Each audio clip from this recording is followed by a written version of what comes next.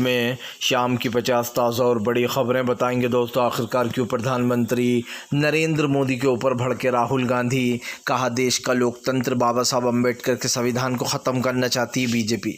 आखिरकार क्यों दोस्तों असदुद्दीन ओवैसी ने भारतीय जनता पार्टी को ले लिया लपेटे में, कांग्रेस ने क्यों हैदराबाद में कर दिया ओवैसी का समर्थन, और कैसे अखिलेश के मैनिफेस्टो पर दोस्तों बीजेपी तिलमिलाई, तमाम मुद्दों पर होगी बात। लेकिन उससे पहले अगर आपने अब तक हमारे चैनल को सब्सक्राइब नहीं किया है जल्दी से कर लीजिए, पास में एक घंटी आएगी इसको भी दबाइए ताकि हर वीडियो की अपडेट आपको मिल पाए। दरअसल दोस्तों आपको बताते चले प्रधानमंत्री नरेंद्र मोदी के ऊपर भड़क गए अखिलेश यादव, कहा आम आदमी को प्रताड़ित करना चाहती है बीजेपी। दरअसल कल अखिलेश यादव ने अपना मैनिफेस्टो जारी कर दिया है। अखिलेश के इस मैनिफेस्टो को लेकर कांग्रेस में भी बहुत चर्चा है। आपको बताते चले अखिलेश यादव ने दावा किया है कि वो स्वामीनाथन की किसान कमेटी की जो रिपोर्ट थी उसको लागू करेंगे, सत्ता आते से ही वो ओल्ड पेंशन योजना को लागू करेंगे। यही नहीं, उन्होंने ये तक कहा है कि फ़िलहाल जो किसान अपनी आत्महत्या करते हैं उनको राहत दी जाएगी इनके कर्जे को लेकर। अखिलेश ने यह भी दावा किया कि बीजेपी जातिगत जनगणना के खिलाफ है लेकिन हम जातिगत जनगणना कराएंगे। अखिलेश यादव ने ये सारे दावे किए तो कांग्रेस ने अखिलेश के मैनिफेस्टो को आम आदमी का मैनिफेस्टो बता दिया। कांग्रेस ने अखिलेश के मैनिफेस्टो की जमकर तारीफ की और कहा कि अखिलेश यादव का मैनिफेस्टो आम आदमी के लिए है। आपको बताते चले अखिलेश यादव भी क्योंकि इंडिया गठबंधन का ही हिस्सा है, ऐसे में विपक्ष एक दूसरे को सपोर्ट कर रहा है। लेकिन अखिलेश का मैनिफेस्टो सच में अच्छा है क्योंकि मैंने उसको पढ़ा है। अखिलेश यादव ने आम जनता के लिए जो बातें उसमें कही हैं वो बातें इस वक्त ज़रूरी हैं, ख़ास करके किसान मज़दूर गरीबों के लिए। और इस मैनिफेस्टो में तमाम वो वादे किए गए हैं जिससे अभी हमारा देश जूझ रहा है, ख़ास करके किसान सबसे ज़्यादा परेशान है। इन्हीं चीज़ों को लेकर ये सारी बातें बोली गई हैं। लेकिन एक चीज़ तो साफ़ हो जाती है कि फ़िलहाल इस वक्त सरकार की टेंशन बढ़ सकती है क्योंकि अखिलेश का ये मैनिफेस्टो काफ़ी कमाल और धमाल है दोस्तों। आपको बताते चले दोस्तों फ़िलहाल एक बार फिर से राहुल गांधी और बीजेपी में छिड़ी जंग। राहुल बोले बाबा साहब अम्बेडकर के संविधान को ख़त्म करना चाहती है बीजेपी, देश में नया संविधान लाना चाहती है। राहुल गांधी ने कहा कि बीजेपी को सिर्फ 400 सीट इसलिए चाहिए कि वो देश का संविधान बदल दे, बाबा साहब अम्बेडकर के लिखे हुए संविधान को चेंज कर दे।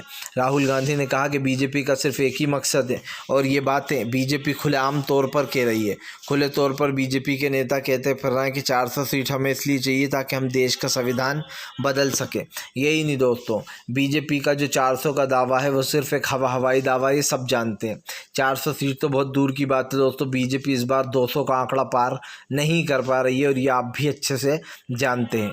क्योंकि सबसे बड़ी बात दोस्तों, आपको पता है कि साउथ में बीजेपी की कहीं भी पकड़ नहीं है और अगर साउथ को ही ले लिया जाए तो लगभग 100 सीट के लगभग साउथ में बनती हैं। अगर तमिलनाडु, कर्नाटक और तेलंगाना इन चीज़ों को मिला लिया जाए तो लगभग 90 सीट को लगभग बनती हैं। ऐसे में दोस्तों बीजेपी का 400 का पारा तो यहीं फेल हो गया क्योंकि साउथ में बीजेपी की बिल्कुल पकड़ नहीं है और कांग्रेस साउथ में सबसे ज़्यादा मजबूत है क्योंकि तीनों राज्यों में कांग्रेस की सरकार है इस वक्त। सबसे बड़ी बात यह है दोस्तों, अभी जो तमाम राज्य हैं खास करके साउथ में तो बीजेपी कमज़ोर है ही, लेकिन लोकसभा चुनाव में आपको याद होगा दोस्तों पिछली बार राहुल गांधी को लोगों का जमकर समर्थन मिला था। अब की बार लोगों ने तय किया है कि 10 साल से मोदी सरकार सत्ता में है लेकिन 10 साल में दोस्तों देश में कोई बड़े बदलाव दिखाई नहीं दिए। यही कारण है जो इस बार देश की जनता पूरी तरीके से सरकार को घेरने में लग गई है और उसने तय कर लिया कि वह अब इस सरकार को किसी भी हाल में जीतने नहीं देगी क्योंकि 10 साल बहुत होते हैं और 10 साल में कोई विकास दिखाई नहीं दे रहा है। अगर आपको कहीं पर दिखाया जाए विकास मिस्टर इंडिया की तरह हो गया है तो हमें भी बता दीजिएगा। आपको बता दें चले दोस्तों फ़िलहाल पवन सिंह ने बीजेपी के खिलाफ ही खेल दिया मास्टर स्ट्रोक, बीजेपी को दिखाकर ठेंगा, कहा चुनाव लड़ूंगा।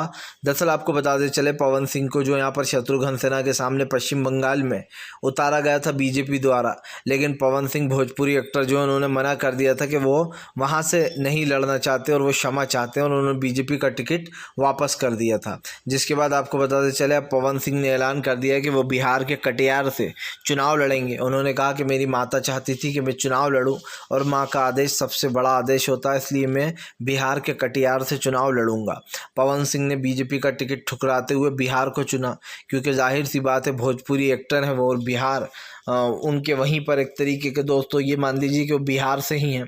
तो ऐसे में पवन सिंह अपने गढ़ से लड़ना चाहते थे, ऐसे में अब उन्होंने ऐलान कर दिया कि वो बिहार के कटिहार से लड़ेंगे। तो ये बीजेपी के लिए एक बड़ा झटका भी माना जा रहा है, क्योंकि शत्रुघ्न सिन्हा के सामने उन्होंने उतरने से साफ इनकार कर दिया था पश्चिम बंगाल में। आपको बता दें चले दोस्तों, फिलहाल आम आदमी पार्टी को बड़ा झटका। आम आदमी पार्टी के नेता ने छोड़ी पार्टी तो खोल दिए संजय सिंह ने राज।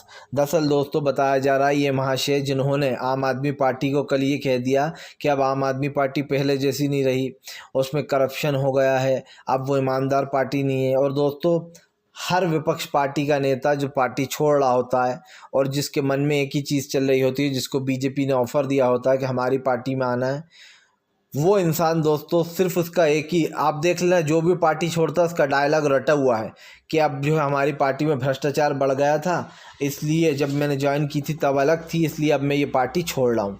लेकिन सच्चाई क्या है दोस्तों? सच्चाई ये है कि आम आदमी पार्टी तो आज भी वही है, लेकिन इन महाशय का ईमान बदल गया है। दरअसल आपको बताते चलें बहुत जल्दी इनकी तारीख थी, ईडी के सामने इनको पेश होना था अप्रैल में, 11 अप्रैल के लगभग का बताया जा रहा है। दोस्तों 11 अप्रैल को इन महाशय को ईडी के सामने पेश होना था, और उससे पहले ही आप समझ सकते हैं कि इन्होंने आम आदमी पार्टी को राजकुमार आनंद ने ये कहकर छोड़ दिया कि हम जो है यहाँ पर भ्रष्टाचार बढ़ गया है, और जब अरविंद केजरीवाल जी ने मुझसे कहा था मैं देश की सेवा के लिए आया था। दोस्तों देश की सेवा, वाह!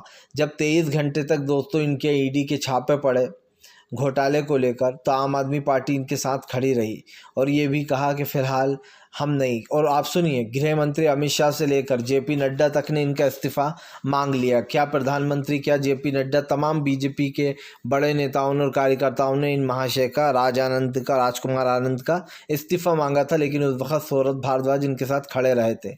लेकिन आज आम आदमी पार्टी के संजय सिंह ने साफ कहा कि फ़िलहाल बीजेपी से इनको ऑफ़र मिल गया है, और जाहिर सी बात है इनको डराया धमकाया गया कि भैया 12 अप्रैल से पहले ही गिरफ्तार कर लिए जाओगे, इधर आ जाओ। इसलिए यही कहा जा रहा है कि ये बीजेपी में जाने की तैयारी में लगे हुए हैं। आपको बताते चले दोस्तों, भारतीय जनता पार्टी के ऊपर जमकर भड़कते हुए नजर आई ममता बनर्जी। ममता बनर्जी बोली जैसे ही चुनाव आते हैं वैसे ही ईडी, सीबीआई, एनआईए एक्टिव हो जाती है।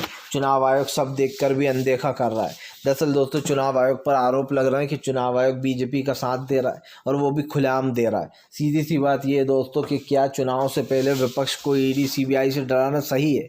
ये मेरा आपसे सवाल है। इसलिए दोस्तों क्योंकि जब फेयर चुनाव ही नहीं होगा तो फिर चुनाव का मकसद ही क्या रह जाएगा। कहा जाता है कि भैया चुनाव बहुत ज़रूरी होता है, और दोस्तों चुनाव ये बताता है कि हमारे देश में लोकतंत्र है। लेकिन विपक्ष ये कह रहा है कि अगर इस बार मोदी सरकार जीत गई तो वो चुनाव कराना ही बंद करा देगी। कहने को तो चुनाव होगा दोस्तों, क्योंकि चुनाव तो जो है यहाँ पर रूस में भी होता है, रशिया में भी होता है, लेकिन पुतिन के सामने जो भी खड़ा होता है उसको मरवा दिया जाता है या फिर उसे जीतने नहीं दिया जाता। यही नहीं दोस्तों, साउथ कोरिया में भी होता है, जो कि आप समझते हैं एक तानाशाह का देश है। वहाँ पर भी ये कह दिया जाता है कि अगर हमारा किम जोंग कह देता है कि अगर मेरे खिलाफ वोट डाला तो तुम्हें यहाँ से निकाल दिया जाएगा देश से, या फिर दोस्तों उसको देश विरोधी करार दे दिया जाएगा। तो आप समझ सकते हैं कि यहाँ पर भी ये लोग यही करना चाह रहा है। ये आरोप विपक्ष लगातार लगा रहा है, और वो साफ कह रहा है कि फ़िलहाल बीजेपी की सिर्फ एक ही मंशा है कि वो वोट करना, चुनाव होना बंद करा दे और देश के कंट्रीब्यूशन को बदल दे, यानी कि देश का जो लोकतंत्र है वो पूरी तरीके से ख़त्म कर दे। हालांकि ये बीजेपी कभी कर नहीं पाएगी, ये बात सच है, क्योंकि बीजेपी के बस की बात नहीं है कि वो देश में तानाशाही करे, क्योंकि ये इंडिया है, यहाँ पर तानाशाही नहीं चलेगी। यहाँ वाले तो भैया 2 मिनट में सड़क पे उतर जाएंगे और सरकार को ही उठाकर बाहर कर देंगे। फ़िलहाल 2024 में सत्ता बदलने वाली है, अपने आप देश का लोकतंत्र वापस वहीं आएगा जहां वो था। बाबा साहब अम्बेडकर ने जो संविधान लिखा है वही हमारे लिए सर्वश्रेष्ठ है।